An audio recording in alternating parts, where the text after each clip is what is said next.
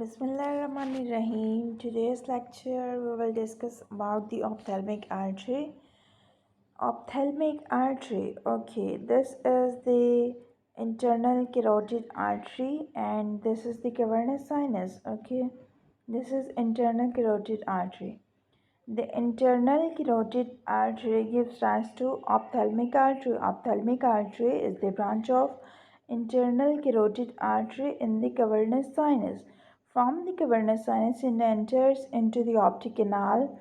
As we have already discussed, and optic nerve, when we studied the nerves of the orbit, we discussed that the optic nerve when enters the orbit, it also carries ophthalmic artery with it, and both of these, ophthalmic artery and optic nerve, takes meningeal sheath with it.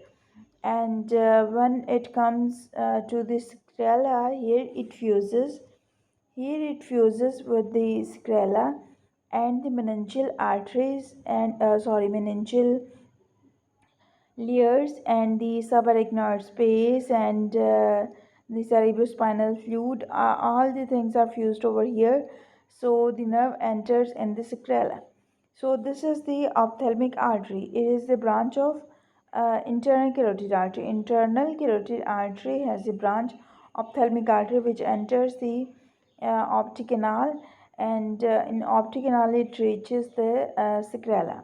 Okay, now we will discuss about the branches of ophthalmic artery.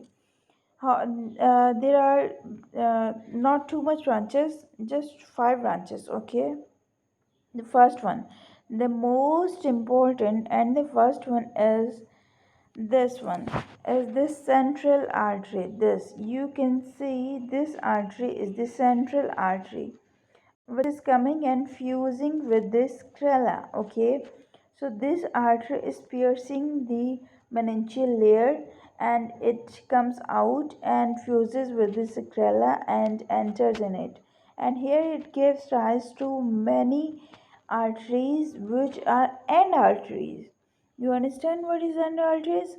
End arteries means there is no communication with the vein, but it is the end artery. So the central artery of the retina has many branches of which are end arteries. Okay.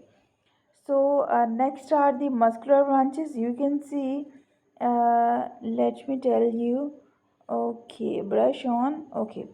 So this is the lacrimal gland. So this is the lacrimal gland, and this branch is for the lacrimal gland, and this is called the lacrimal artery. A lacrimal artery and the central artery of the retina. We have discussed 2 branches. One is the lacrimal and one is the central artery. Okay. Now the end arteries. I will tell you about the end arteries. These are the direct communication of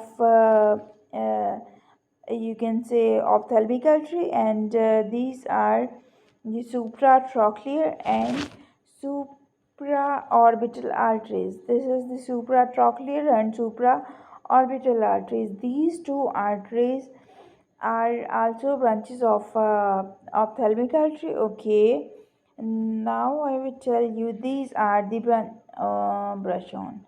Okay, now these are the ciliary branches which are the anterior and the posterior division of ciliary art. Sorry.